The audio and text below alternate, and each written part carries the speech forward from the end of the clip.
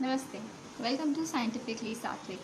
ये पार्ट 2 है मेरे लास्ट वीडियो का, जिसमें मैंने आपको बताई थी 3 ऐसी हैबिट्स जो कि आपकी लाइफस्टाइल को चेंज करने में बहुत ही ज़्यादा हेल्पफुल रही। जो फोर्थ हैबिट है वो है कॉन्शियस ईटिंग, यानी कि जब हम खाना खाते हैं तो हमें बहुत ही ध्यान से और हमारा जो पूरा फोकस कंसंट्रेशन है वो हमारा उस खाने के ऊपर, उस भोजन के ऊपर होना चाहिए।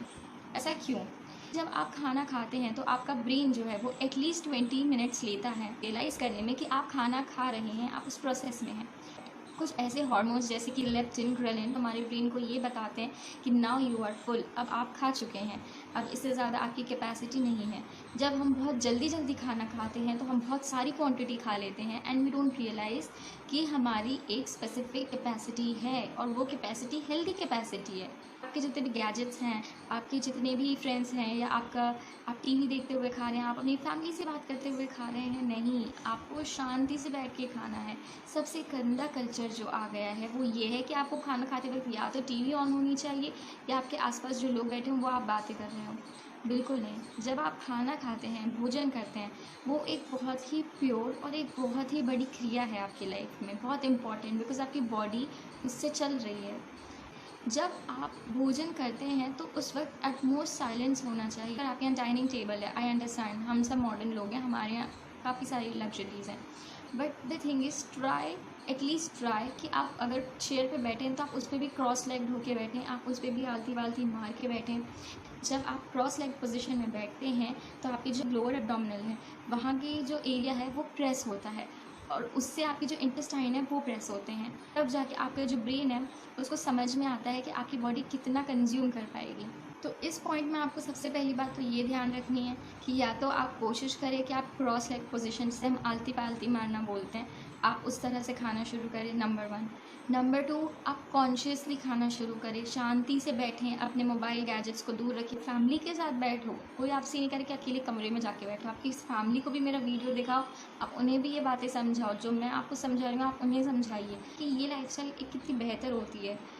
मॉडर्न होना बुरा नहीं है, बट आपकी जो डेफिनेशन है मॉडर्न होने की वो बहुत गलत है। अगर आपको ये लगता है कि आप अपनी बॉडी को ख़राब करके आप मॉडर्न बन रहे हैं तो आप बहुत गलत हैं, क्योंकि हम सभी को इसका खामियाजा भुगतना पड़ता है। हम सब हमारी जनरेशन जो लेथार्जिक हो गई है, हमारी जनरेशन जो इतनी प्रोकास्टिनेट करने लग गई है चीज़ों को, वो सब यही छोटी छोटी आदतों से आता है और कहीं से नहीं आता। और तीसरी बात जो मैं आपको बताऊँगी वो ये है कि च्यू योर फूड प्रॉपरली। जी हाँ, आपकी मॉम की इस बात का भी एक लॉजिक था, अपना खाना प्रॉपरली चबाएं। देखिए, साइंटिफिकली हमारा जो खाना है ना वो 80% हमारे मुंह में डाइजेस्ट हो जाता है अगर हम उसे सही तरीके से खा रहे हैं। जब 80% ऑफ फूड आपके मुंह में डाइजेस्ट हो रहा है, सिर्फ 20% आपकी बॉडी को डाइजेस्ट करना पड़ रहा है, तो समझिए कि कितना ज़्यादा आपकी जो बॉडी है उसको रिलैक्सेशन मिल रहा है, कितनी वो रिलैक्सड है, कितना उसके ऊपर प्रेशर कम पड़ रहा है डाइजेशन का।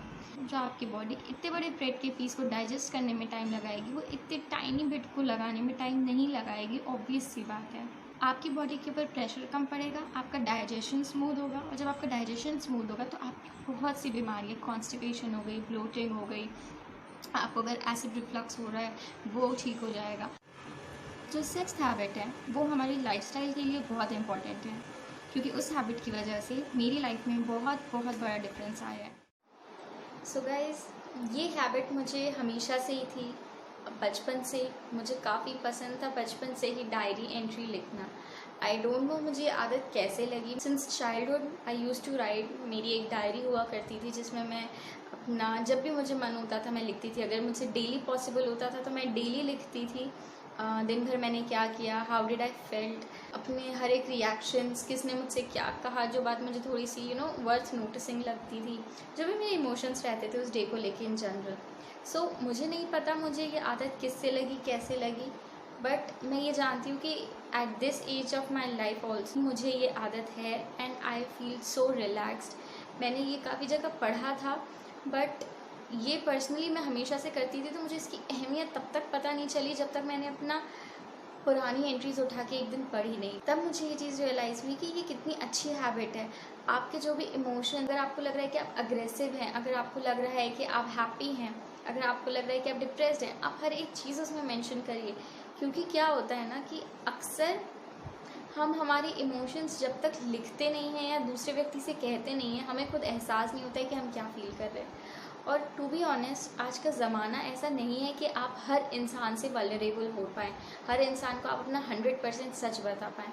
मैं इस बात में बहुत बिलीव करती हूँ कि आप खुद के लिए अवेलेबल हों सबसे पहले। जब तक आप खुद से प्यार नहीं करेंगे तब तक कोई दूसरा इंसान आपसे प्यार नहीं करेगा। जब तक आप खुद को नहीं समझेंगे आप दूसरे को नहीं समझ पाएंगे और दूसरा आपको नहीं समझ पाएगा।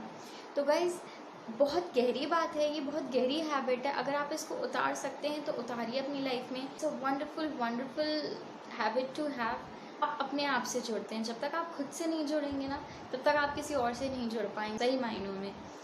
आप अपनी उसमें एक्सपेक्टेशंस लिख सकते हैं।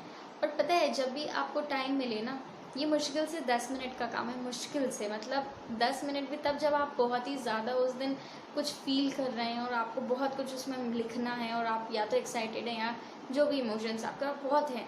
और एक अगर जनरल डे आपका गया है तो आप उसमें वो लिखिए, आपको मुश्किल से 6 से 7 मिनट लगेंगे। कोई ज़रूरी नहीं आप डेली लिखिए, मैं रोज़ नहीं लिखती हूँ।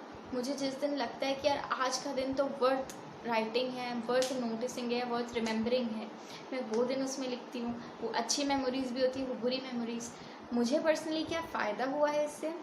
नंबर 1, एज अ पर्सन मैं अपने इमोशंस को बहुत बेहतर समझने लगी, यानी कि मैं खुद को बहुत बेहतर समझने लगी कि मैं किस सिचुएशन पे कैसे रिएक्ट करती हूँ। मैंने एक पैटर्न देखा।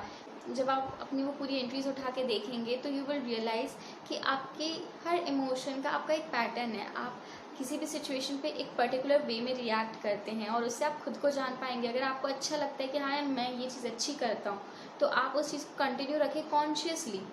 और अगर आपको वो चीज़ पसंद नहीं आ रही है तो आप कॉन्शियसली उस चीज़ को हटा सकते हैं अपनी लाइफ से। So guys, at the end में बस आपसे इतना ही कहना चाहूँगी कि अगर आपको मेरा वीडियो अच्छा लगा तो उसको लाइक करें, अपने फ्रेंड्स के साथ शेयर करें और मेरे चैनल साइंटिफिकली सात्विक को सब्सक्राइब करें। Thank you so much.